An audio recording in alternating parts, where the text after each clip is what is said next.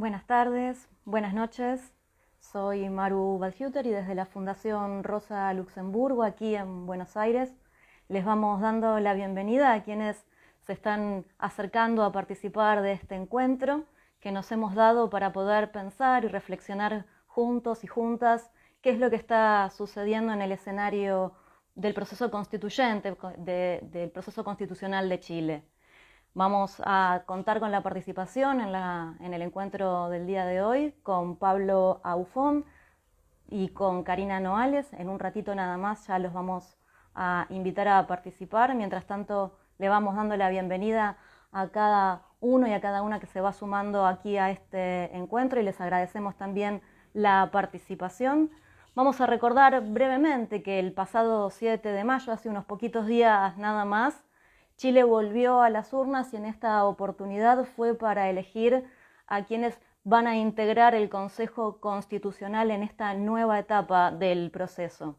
Para nuestra sorpresa, lideró los votos la fuerza del Partido Republicano, liderada, encabezada por el ultraderechista José Antonio Kast, quien perdió las elecciones presidenciales frente a Gabriel Boric en el año 2021 y quien también en más de una oportunidad se manifestó en contra de una nueva Carta Magna para el pueblo chileno. Decimos sorpresa justamente porque en el año 2020, recordando el plebiscito que tuvo lugar en ese momento, el pueblo chileno respaldó con casi un 80% de los votos el proceso para una nueva constitución, para que se redacte una nueva constitución.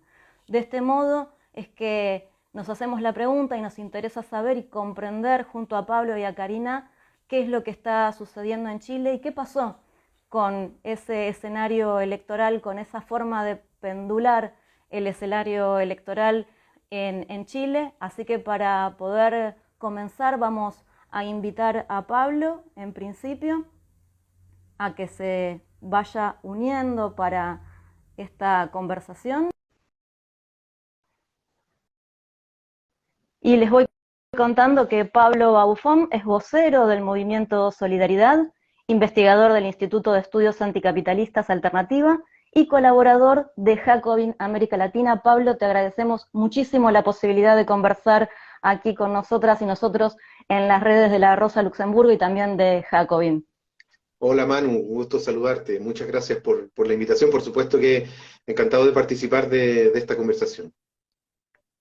Pablo, algunas reflexiones preliminares mientras estamos esperando también que se pueda sumar Karina a conversar con nosotras y con nosotros para conocer un poco tu reflexión. ¿Qué pensás que fue lo que sucedió este último 7 de mayo? Y sobre todo, ¿qué pensás que pasó como para que termine liderando este proceso una fuerza que se manifestó en más de una oportunidad en contra de una nueva constitución para Chile? Sí, bueno, en primer lugar, creo que el resultado del día domingo, por supuesto que es un resultado que llama mucho la atención, sobre todo si uno considera, como decías tú, las trayectorias anteriores e incluso los momentos electorales que ha tenido este proceso desde octubre del 2019. Pero al mismo tiempo hay ciertos elementos de continuidad que es posible detectar, ¿no? En primer lugar, luego de el estallido de la crisis política y social en octubre del 2019, las voces que llamaban a restaurar el orden a partir de una perspectiva autoritaria, conservadora, de continuidad neoliberal, de restablecimiento del orden por la vía de la bota militar, eh, parecieron alcanzar un espacio que no recordábamos en Chile en los últimos años, ¿no? Y entonces de algún modo hubo algo de la crisis que se expresó en octubre que también convocó de algún modo a los sectores, los nuevos sectores de la derecha, o los viejos sectores pero renovados, como es el caso de Kast, ¿no? Que él y su partido forman parte de la élite, de la oligarquía o la aristocracia chilena, incluso y de la política también, pero que están ahora renovados y ya despojados de cualquier apariencia democrática. Y entonces hay algo ahí que se expresó también, ¿no? En ese momento de la crisis. Y por otro lado, era esperable también en el contexto de la derrota del 4 de septiembre en el anterior plebiscito constituyente, en el que en el marco de una crisis social y sobre todo una crisis económica en vías de profundización en el contexto de la pandemia, la guerra en Ucrania, etcétera, donde pareciera que las posibles promesas constituyentes o constitucionales de la Convención no lograron contrarrestar el miedo que instaló esos mismos sectores de derecha, ni tampoco logró contrarrestar la ineficacia o la falta de voluntad política, o como sea que lo interpretemos, lo podemos conversar también en este foro, del gobierno, que tuvo un rol bastante precario con respecto a hacer posible el triunfo de la Constitución, del proyecto de nueva Constitución que se trabajó en la Convención Constitucional. Entonces, si uno combina, por un lado, la emergencia y el avance de una derecha pinochetista, que además es un fenómeno mundial, ¿no? No es una cosa excepcional en Chile, y además la derrota del 4 de septiembre y el empuje que le dio eso a algunos sectores conservadores, sobre todo en términos de buscar reclamar esa victoria, ¿no? Fácilmente, porque no es una victoria que pueda reclamar un sector. Me refiero a la del rechazo en el 4 de septiembre. Uno puede ver que se preparaba un escenario digamos, de revancha anticonstituyente, ¿no?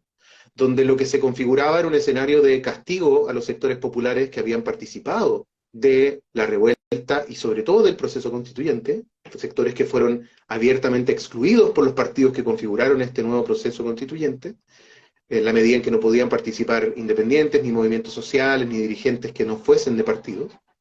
Y por otro lado, un proceso excluyente y restringido en el sentido de que establecía de antemano los términos posibles de la nueva Constitución.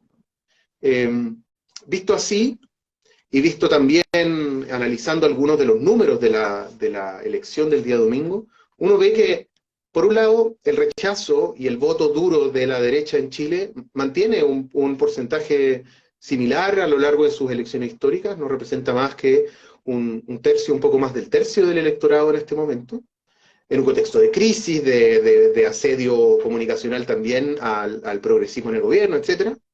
Pero por otro lado hay un voto de castigo muy fuerte a un proceso que no estaba respondiendo a las necesidades populares. ¿Qué significa eso? Que no esté respondiendo. Porque ningún proceso constituyente responde de manera inmediata, porque implica redactar una constitución, dar debates de carácter programático muy profundos e históricos, ¿no? Y por lo tanto instalar un marco institucional que haga posible quizás algunos cambios, ¿no? Ningún proceso constituyente hace cambios inmediatos. Pero este proceso en particular parece haber sido empujado en el marco de una desazón y de una sensación de que no era necesario, por un lado, o de que se le estaba entregando en bandeja el plato a la derecha para poder liderar, digamos, este proceso. Porque básicamente lo que hacía era establecer los términos, de mantener los términos de la Constitución que tenemos actualmente. Pablo, te Sí. interrumpo un segundo nada más para comentarte que ya está sumándose también Karina Noales, activista feminista y vocera de la coordinadora feminista 8M de Chile, para formar parte también de este encuentro. Muchas gracias, Karina. Sabemos que son días difíciles también para recorrer la ciudad y llegar a tiempo a los lugares, así que te agradecemos muchísimo el esfuerzo y las ganas de pensar junto a nosotras y nosotros este escenario aquí desde Buenos Aires y también desde Chile. Estábamos compartiendo con Pablo algunas miradas, algunas reflexiones preliminares en torno a lo que pasó el 7 de mayo pasado en las elecciones, y Pablo nos daba un poco su impresión. La verdad es que nos interesa también tener un poco tu mirada de qué fue lo que pasó y cómo fue que esta fuerza de ultraderecha termina liderando un proceso del cual renegó durante todo el tiempo, ¿no? Muchas gracias, bienvenida, y bueno, estamos también ansiosas y ansiosos de saber cuál es tu mirada al respecto. Hola, compañera, compañero, a todos los camaradas y las camaradas que nos están viendo. Difícil escenario, pero que creo tiene varias continuidades, ¿no? Con el momento político que se abrió, bueno, desde la revuelta en adelante y el giro que ha ido tomando. Por un lado, desde la Coordinadora Feminista 8 de marzo, al menos, afirmamos desde un comienzo que el proceso constitucional que estaba planteado después del plebiscito del 4 de septiembre no era de ninguna manera una continuación del proceso anterior, sino su negación.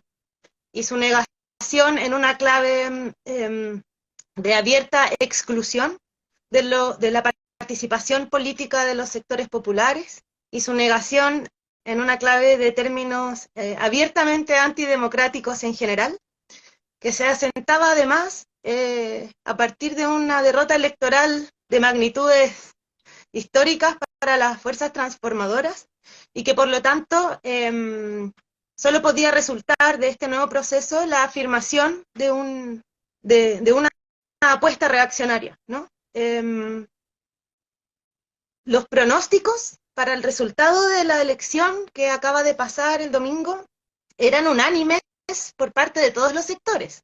No hay nadie, absolutamente nadie, que no haya pronosticado que la derecha iba a imponerse en estas elecciones. Lo que podíamos debatir era las magnitudes de los porcentajes, etcétera, pero era indubitado que la derecha iba a ganar. Y en ese ganar, sin duda ocurrieron algunas cuestiones que fueron sorpresivas y otras que no. Un factor de continuidad es el desplome absoluto de lo que se puede denominar el centro político, entre comillas, ¿no? Que son los partidos de la exconcertación, que condujeron la mayor parte de los 30 años de transición democrática en una clave social liberal. Eso se continuó, tal como fue en la primera elección de constituyentes, como fue en las elecciones parlamentarias, como fue en las elecciones presidenciales. Por otra parte, dentro de las alternativas de las derechas, que eran varias, ¿no? Una de la derecha tradicional, más clásica de nuestro país, que le fue mal en relación a estas, comillas, también nuevas derechas, que tienen mucho de recicle, ¿no? Que emergen también de las propias filas de la derecha pinochetista tradicional, pero que han erigido alternativas partidarias nuevas. Sin embargo, el partido que da la sorpresa por derecha es el Partido de la Gente, que es un partido emergente, también nuevo, ¿no? Yo diría que es la cristalización partidaria más relevante de la revuelta, que es un partido también de extrema derecha, le va muy mal. Y eso sí es una sorpresa porque le fue muy bien en la presidencial y en las últimas parlamentarias, ¿no? Y por lo tanto, quien capitaliza es el Partido Republicano, y yo creo que sí, sí fue una sorpresa la magnitud del triunfo, ¿no? Con que se impone. Eso como primera impresión. Pablo mencionaba también un poco cómo se trasladó un poco cierto desencanto con el gobierno y un poco una forma de voto castigo, podríamos llegar a decir. Hubo entonces coincide en esto, una especie de traslación de una evaluación del gobierno actual de Boric que se vio reflejada en la elección del proceso constitucional. Digo, se mezclaron un poco ambas impresiones de los dos procesos como para llegar a este resultado. Claro, hay una mezcla, yo no sé cuánto tiempo va a durar, ¿no? Pero que también son fenómenos no particulares de Chile, son fenómenos a nivel internacional en que parece existir una dificultad muy grande para que el electorado oriente su voto a la afirmación de un proyecto, de una alternativa, ¿no? Porque lo que parece no existir es una alternativa que puedan abrazar sectores ampliamente mayoritarios de la sociedad, y el voto tiende a movilizarse como una negación permanente, ¿no? O de un castigo o un envilecimiento respecto de quien está administrando. Se ha hablado mucho de eso en Chile como el péndulo, ¿no? Más que afirmar una tendencia, es este movimiento pendular que cuando, no sé, los actuales partidos de gobierno no eran gobierno, el pueblo se inclinó hacia ellos, y ahora que lo son, el pueblo se inclina a lo que aparece como oposición, ¿no? Hay de eso, y la dificultad de poder constituir una alternativa política y no ya un movimiento permanente de hostilizar aquello que trata de dirigirse como alternativa. Yo creo que una de las crisis políticas más importantes insisto, en distintos lugares del mundo, pero que se manifiesta con mucha fuerza acá en Chile. Y creo que eso que tal vez no leímos de la manera más realista, sino tal vez de una manera un poco más optimista en el contexto de revuelta, es parte del balance autocrítico que probablemente tengamos que hacer, ¿no? El haber interpretado necesariamente la orientación política de la revuelta de acuerdo a nuestros deseos, que en este caso era una impugnación como profundamente digerida hacia el neoliberalismo. Yo agregaría, Pablo. sí, agregaría que me parece interesante lo que señala Karina sobre cuáles son los sectores que se desploman en esta elección, ¿no? Por un lado, la tradicional concertación en sus diversas expresiones, hoy día se hacen llamar socialismo democrático, y por otro lado, la vieja derecha, que no se está reeditando en estas nuevas formas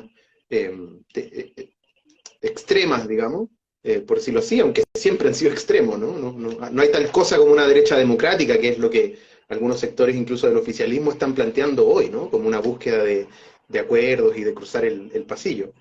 Pero yo creo que lo interesante es que evidencia que los sectores que no han reconocido la crisis son sectores que están siendo castigados por el electorado porque no están de algún modo ofreciendo algo, ¿no? Son sectores, tanto la derecha de la coalición Chile Vamos, ¿no? El Partido Renovación Nacional y la Unión Demócrata Independiente, los tradicionales partidos de la derecha chilena, y la Concertación, son partidos que no solo desde el 2019, sino desde mucho antes, han vivido sobre la base de afirmar que Chile ha vivido un milagro, por lo menos desde la transición a la democracia en adelante, y que lo que hay que hacer es profundizar ese mismo camino, ¿no?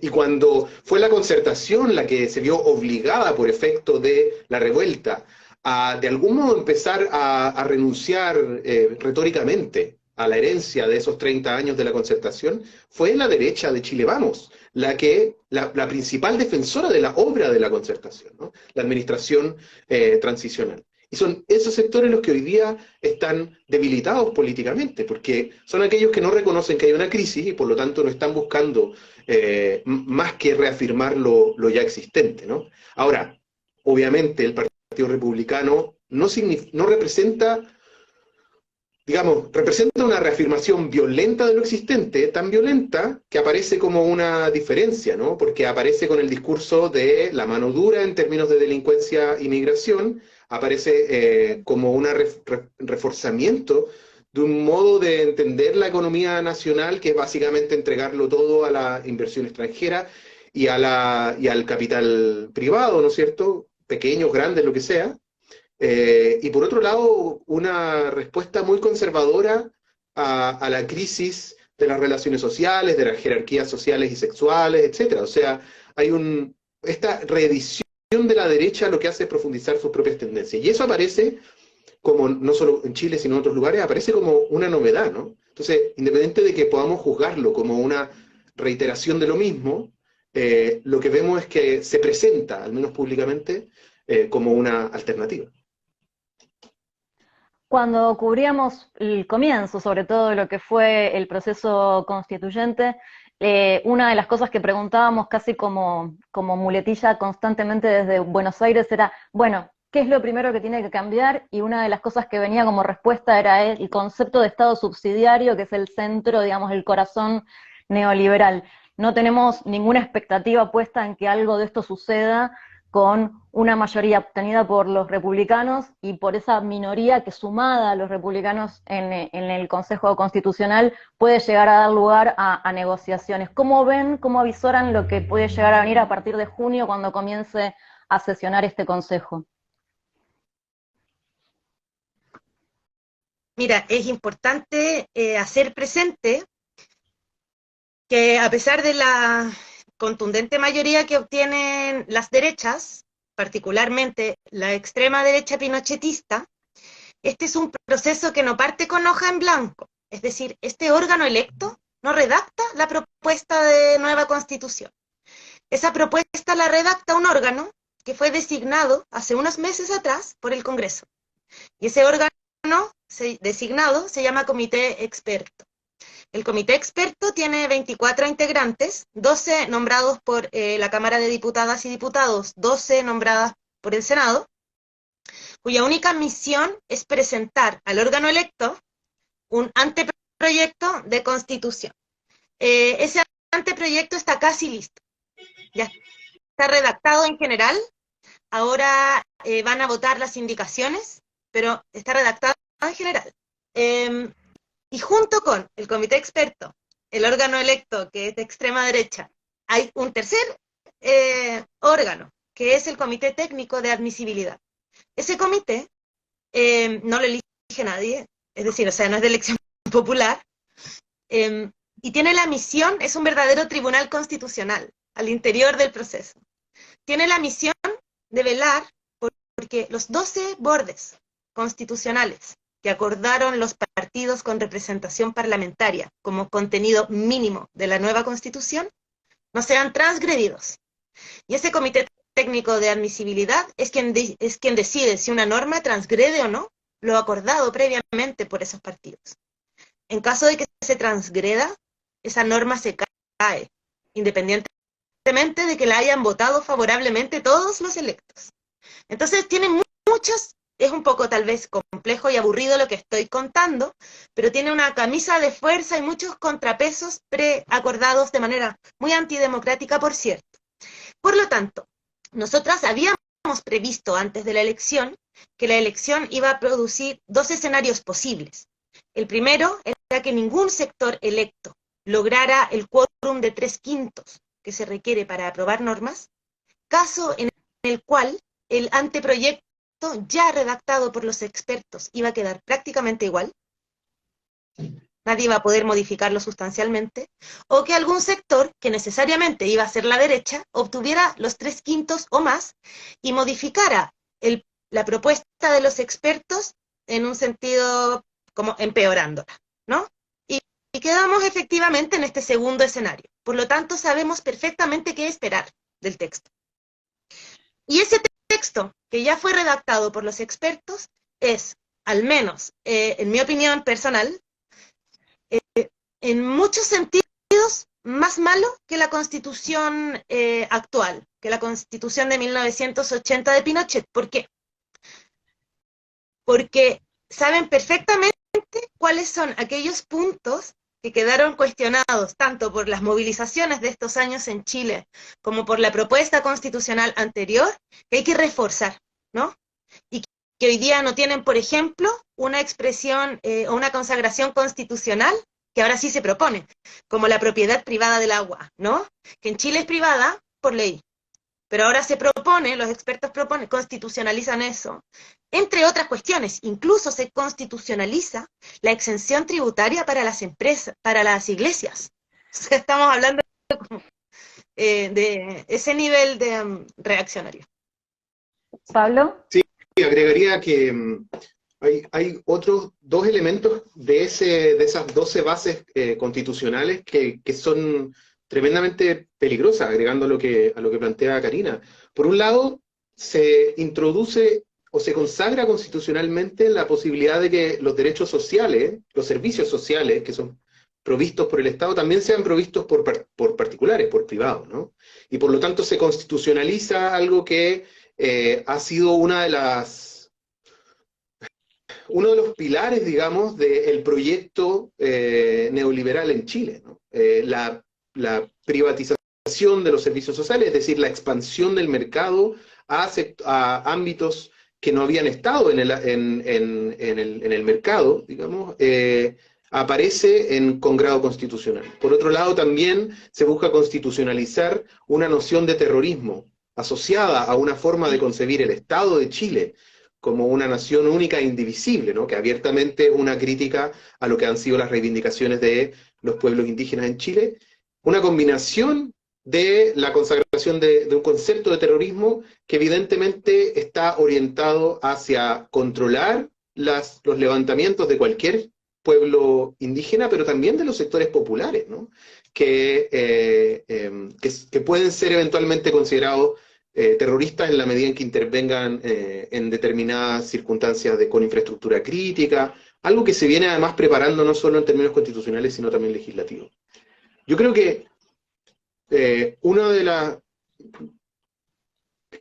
dos elementos que creo que son muy relevantes que han llevado a un momento como este, no solo en esta elección en particular, son un par de mitos que han acompañado a la izquierda chilena durante mucho tiempo. Por un lado, el mito de que el problema es la constitución de Pinochet, es el hecho de que la constitución haya sido creada, redactada de manera antidemocrática en el contexto de la dictadura, que ese es el problema de fondo, ¿no? Sin duda que es un problema, ¿no? Obviamente una sociedad democrática no debiese tener una constitución escrita en dictadura de manera fraudulenta como fue en 1980, pero se plantea como si ese fuera el problema de fondo. ¿A qué nos ha llevado eso? Nos ha llevado a pensar que bastaría, no a nosotros digo, pero en el discurso público, que bastaría con que la Constitución deje de ser la de Pinochet, ¿no? ¿Y eso qué pasa? Hoy día quienes reivindican, digamos, o quienes se ubican de manera favorable en ese escenario, son justamente los republicanos que dicen, vamos a darles una Constitución que no es la de Pinochet, pero que es más neoliberal, que es más conservadora, que es más antipopular, y entonces pueden elegir entre esa Constitución o la Constitución de Pinochet. Y como ustedes no quieren la Constitución de Pinochet, entonces se van a tener que quedar con la nuestra o algo así, ¿no? Lo que traslada, digamos, el problema a los sectores populares que van a tener que verse como enfrentados a ese mito transicional sobre el problema es la Constitución de Pinochet.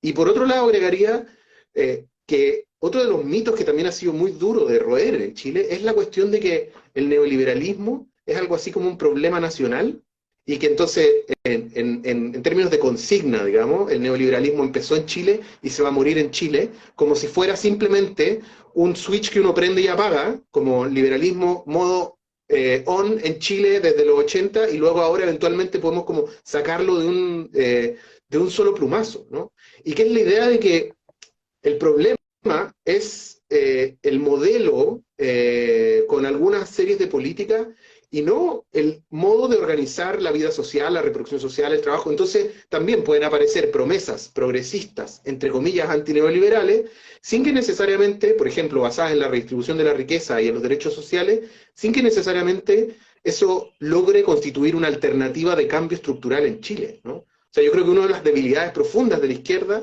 es en términos programáticos, su apego a la idea de que lo que hay que hacer es desmontar el neoliberalismo, como si fuese solo un plan consciente de las élites dominantes, y no el modo en que Chile se introdujo en el mercado mundial desde los 70 en adelante, con algo mucho más complejo que una cosa que se acaba en un solo país, sino que nos pone en clave internacional, en alianzas estratégicas con otros países o con la región, etcétera.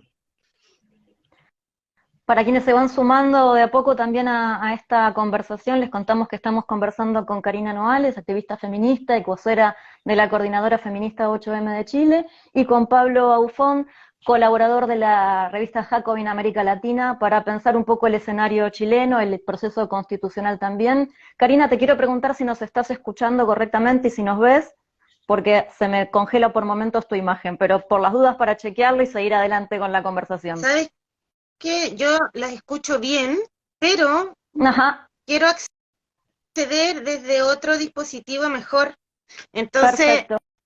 me voy a desconectar y me vuelves a invitar, porque yo ya estoy conectada, estoy mirando el live desde el otro dispositivo. Perfecto. Perdón.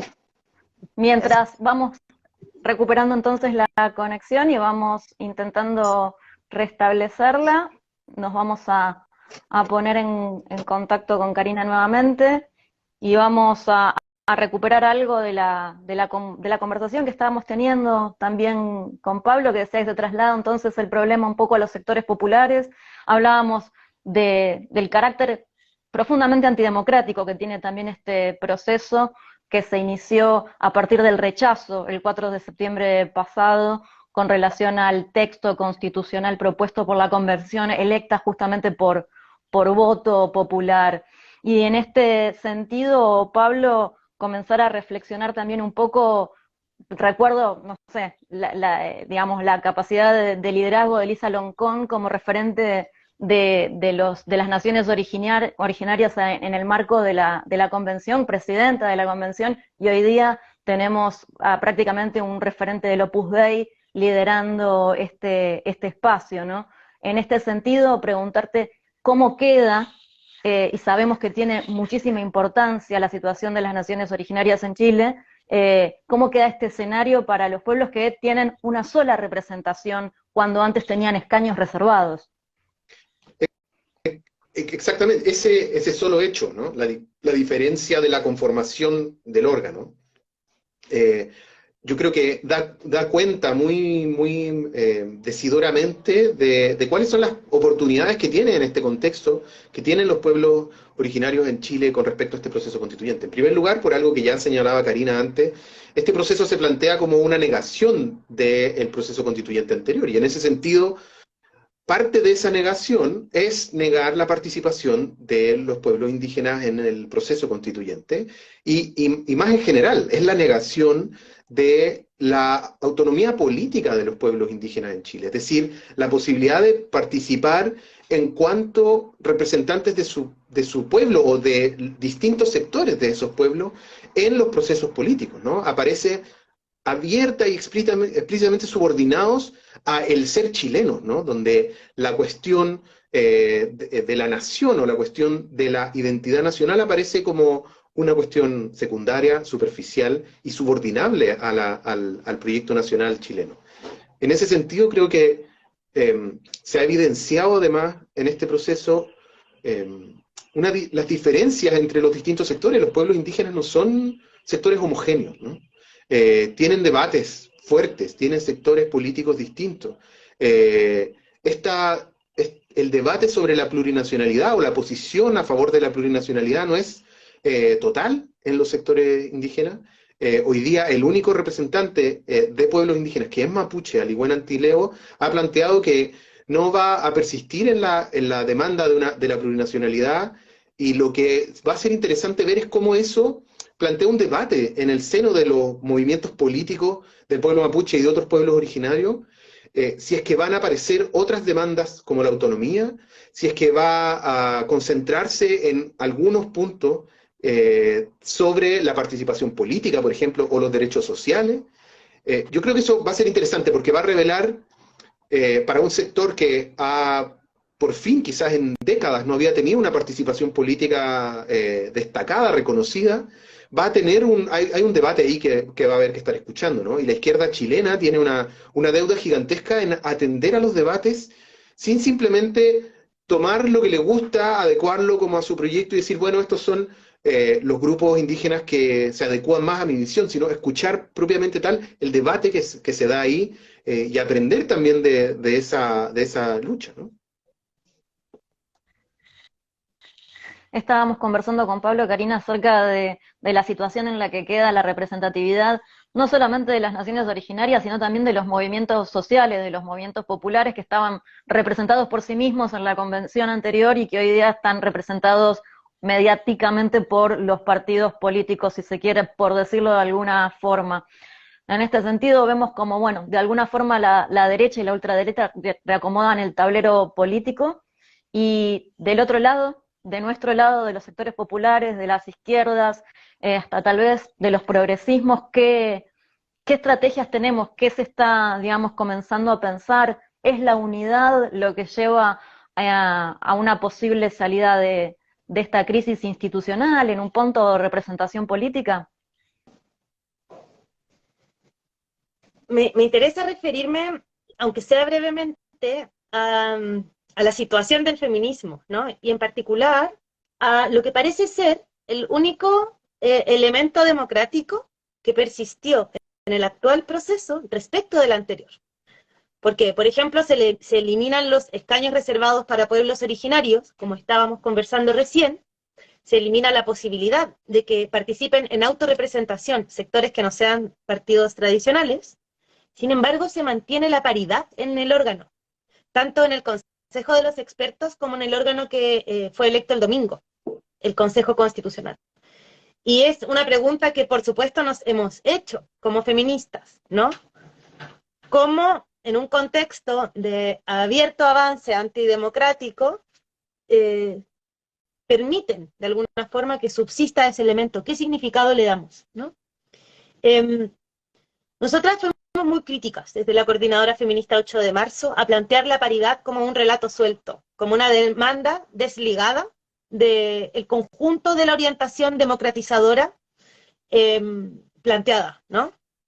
Y creo que hoy día eso de alguna manera se afirma porque este órgano experto, que es paritario, ha hecho una propuesta de constitución que no contiene la paridad. Es decir, que no plantea ni propone paridad de ninguna manera para la administración del Estado, ni para las elecciones, ni nada, ¿no? Eso es lo primero.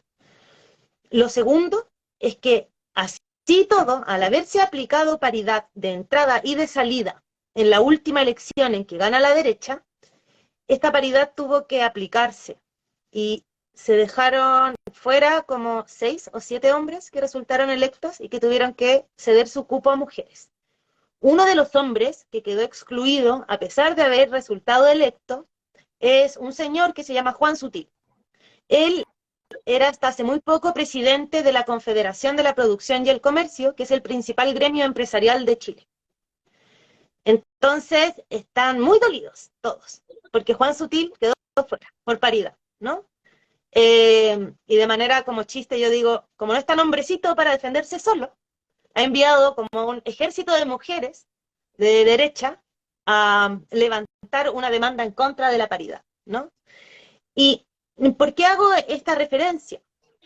Porque para las mujeres, para las disidencias sexuales y de género, para los sectores racializados, para el movimiento feminista en particular, que ha logrado articular también a todos esos sectores, el lugar de iniciativa que va a haber que tener en el ciclo político que sigue desarrollándose en Chile va a seguir siendo central, ¿no? El primer sentido en que se han pronunciado los sectores de extrema derecha electos para redactar la nueva constitución es en contra del aborto en 3 causales, que en Chile no hay interrupción voluntaria del embarazo, y en contra de la paridad. Esa es como la primera ofensiva comunicacional fuerte. Es delicado, porque de acuerdo a todos los índices, mediciones, encuestas, el feminismo, o al menos las ideas elementales de las demandas feministas, siguen siendo muy transversales para sectores muy mayoritarios de la sociedad, de distintos niveles socioeconómicos, hombres y mujeres, ¿no? Incluso inclinaciones de izquierda como de derecha, hay un apoyo. Y ellos saben que van a tener que erosionar ese sentido común instalado para poder avanzar, ¿no? Y nosotras y nosotres vamos a tener la tarea de dar una batalla y sostener una batalla muy fuerte para impedir eso. Desde ya nos estamos convocando como Coordinadora Feminista 8 de marzo, pero con muchas organizaciones feministas de Santiago, a una asamblea que va a ser este sábado, ¿no? Una asamblea abierta. La idea de esa asamblea es poder impulsar una orientación común de sectores amplios y diversos del movimiento ante este proceso, ¿no? Sabemos hoy que el Partido Republicano puede presentar el resultado que sea de este proceso como un triunfo para ellos. Es decir, si se aprueba esta nueva constitución, ellos pueden decir, es nuestra nueva constitución. Y si se rechaza, ellos pueden decir, vamos a mantener la constitución que siempre defendimos, ¿no? No sabemos de qué manera van a proceder, no son tan tontos, ¿no? Eventualmente podrían marcar un interregno permanente entre medio que nos da lo mismo que casarse con un apruebo o un rechazo cerrado. Y ahí va a importar de qué manera vamos a razonar nosotros y nosotras por izquierda. Porque lo que a mí me da mucho temor es que los partidos de gobierno, que son una parte de la izquierda en este país, nos guste o no nos guste esa izquierda, tengamos más o menos acuerdo con esa izquierda, razonen en virtud de esta suerte de razón de Estado, ¿no?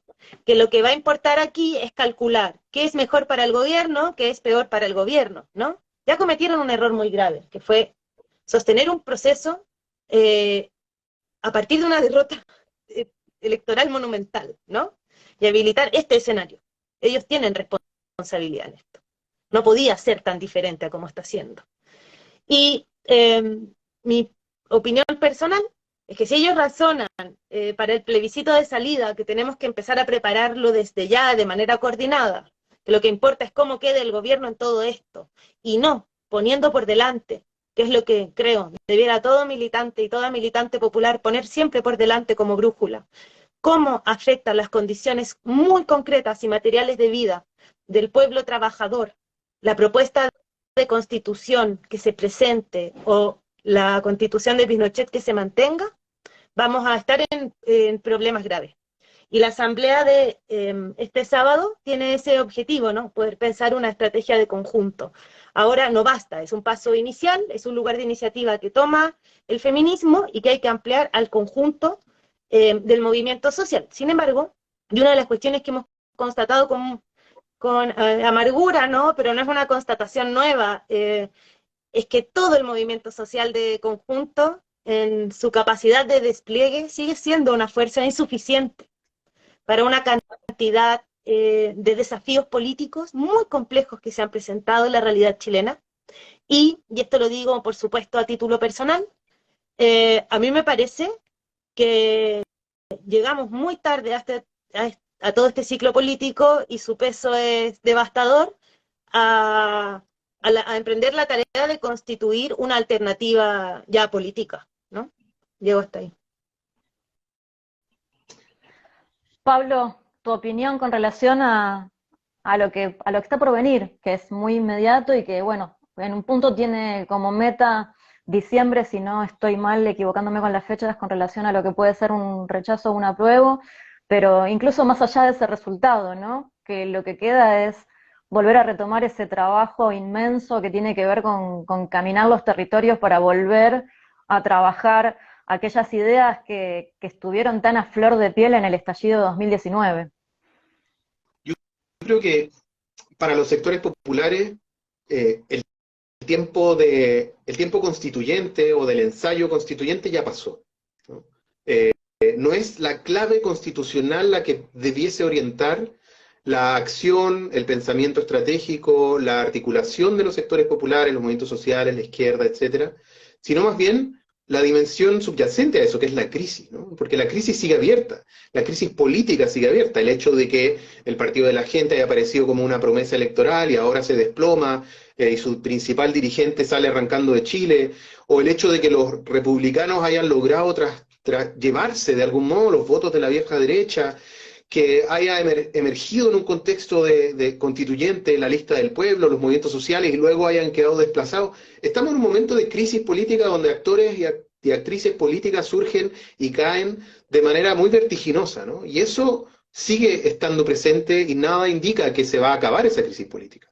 Por otro lado, la crisis económica, que se viene profundizando desde antes del 2019, también sigue presente, ¿no? O sea, ya veníamos en un enlentecimiento del crecimiento en Chile, pero además con un estancamiento en términos de la productividad que es muy duradero en Chile. Y por lo tanto, con la pandemia y con la guerra, ¿no? Y este proceso inflacionario que ha golpeado tan fuerte, y que en Chile además ha tenido a un Banco Central y un Ministerio de Hacienda que ha sostenido una política de trasladar el costo de la crisis a los sectores populares por la vía del alza de las tasas, igual que, digamos que las orientaciones burguesas de todo el mundo.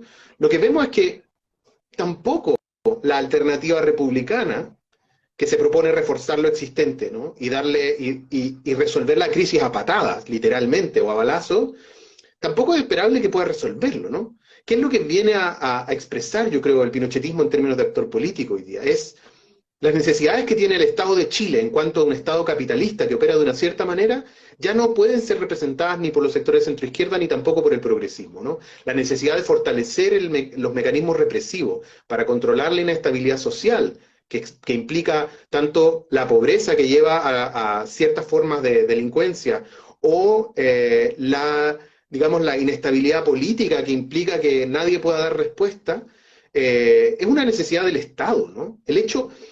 Yo creo que uno tiene que preguntarse, ¿por qué el gobierno de Boric, el gobierno más progresista, presuntamente, o al menos en términos del programa inicial que hemos tenido en décadas, por qué ese gobierno es el que está implementando las políticas de globalización más fuertes en términos del TPP, los acuerdos con la Unión Europea, las políticas de fortalecimiento del aparato represivo, ¿no? Incluso de darle a la policía el derecho a matar en la calle. ¿Por qué? Porque el gobierno de Boric lo está haciendo. Porque el gobierno de Boric no deja de ser un agente del Estado de Chile, como cualquier otro gobierno, que tiene que llevar a cabo esa política, ¿no? Entonces son políticas de Estado las que están... la flexibilización, tenemos la ley de las 40 horas, pero viene con una flexibilización muy fuerte del trabajo. Por lo tanto, la precariedad no va a desaparecer. Este gobierno no le ha dado golpes estructurales a la precarización de la vida en Chile. Entonces, yo creo que lo que vemos es que, de nuevo, la necesidad de la emergencia de una alternativa debiese ser lo que oriente el camino de los movimientos sociales, los sectores populares y la izquierda en Chile.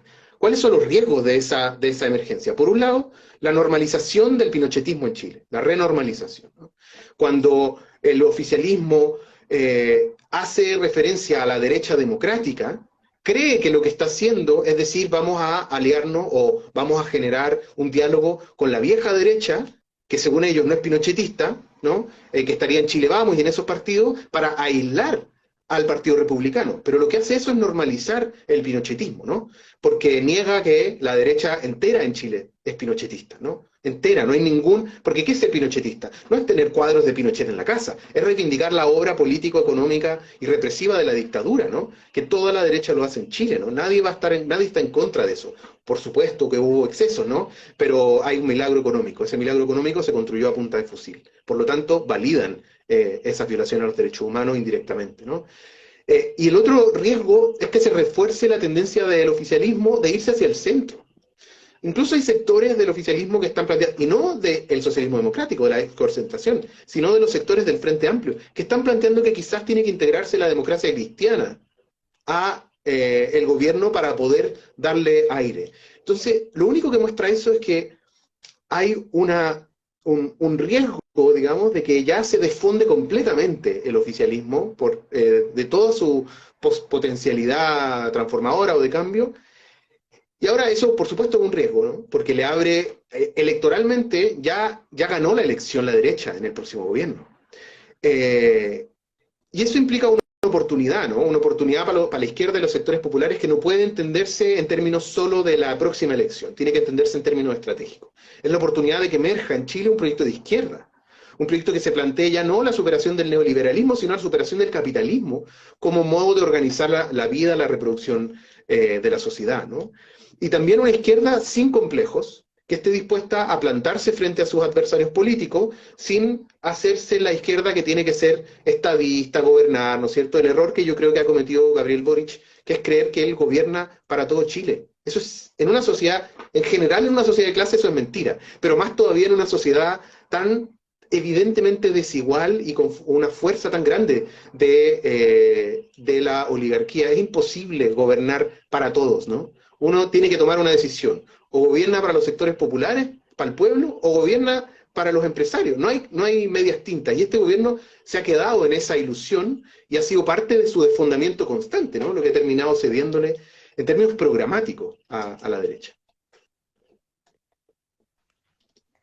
Pablo, Karina, agradecerles mucho y la verdad decirles que también de este lado de la cordillera les escuchamos con mucha atención porque, bueno, Argentina también transita un año electoral muy clave en este sentido y tiene que ver justamente con la posibilidad de seguir quitando o seguir luchando para que la ultraderecha no sea una opción electoral en estos contextos en los que vemos su avance y lo que tiene que ver es justamente seguir trabajando en esto que decíamos, ¿no? En el acercamiento al territorio, en la posibilidad de que haya otra opción y construir estas narrativas por las alternativas y que, como decía Karina, se puedan abrazar justamente como opción.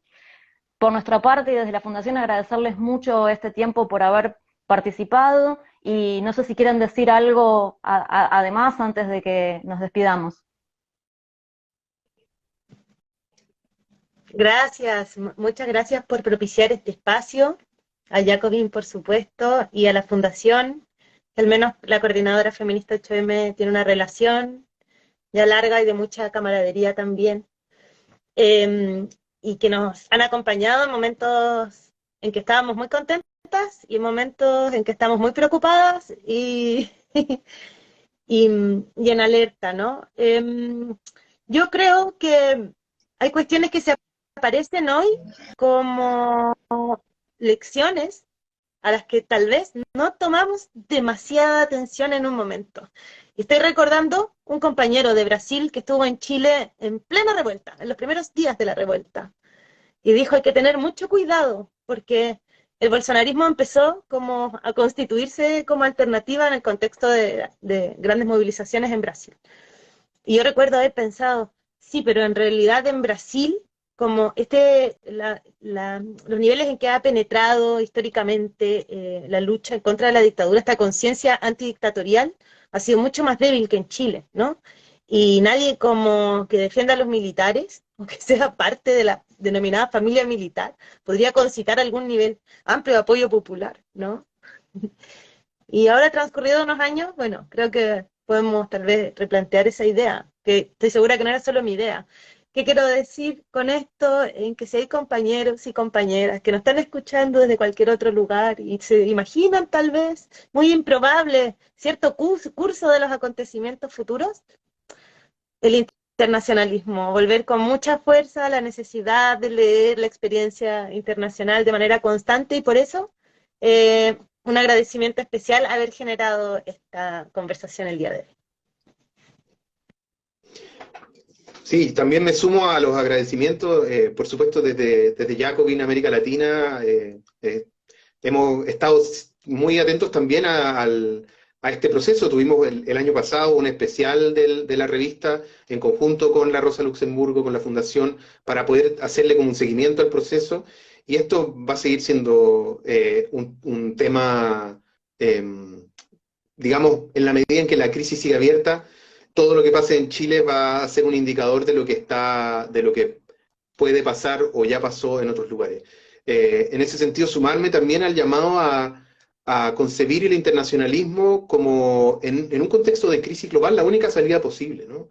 No hay una salida nacional a esta crisis. Y eso implica que tenemos que pensar ya no solamente en el apoyo mutuo que podemos darnos, en estar atentos y respaldarnos, sino en construir abiertamente un programa regional de superación de la crisis. Eso implica que los actores sociales y políticos en América Latina tienen que seguir encontrándose, profundizar, incluso en la conformación de instancias articuladas digamos, necesitamos una unión latinoamericana que se proponga intervenir en todos los países, ¿no? No basta con que cada país tenga su propio ámbito de acción o su propia intervención.